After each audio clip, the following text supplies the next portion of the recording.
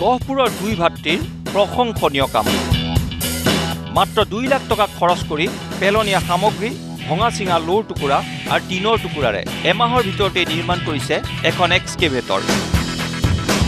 কুশ আৰু বিজয়ে নিৰ্মাণ কৰা এই এক্সকেভেটৰে দিনটোত 30 পাৰকৈ এইদৰে মাটি উঠাব পাৰে ট্ৰেক্টৰত।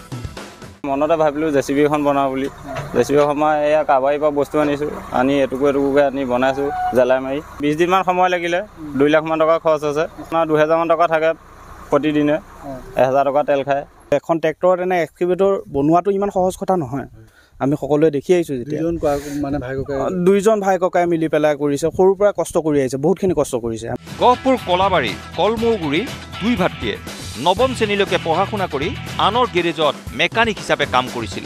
কিন্তু আনলৈ মুখ নেচাই নিজৰ প্ৰতিভাৰে কম খৰচত এখন এক্সকেভেটৰ এইদৰে সাজি উলিওৱা কাৰ্য নিতান্তই প্ৰশংসনীয়। গহপুৰৰ পৰা নৱজিৎ শইকীয়া, নিউজ লাইভ।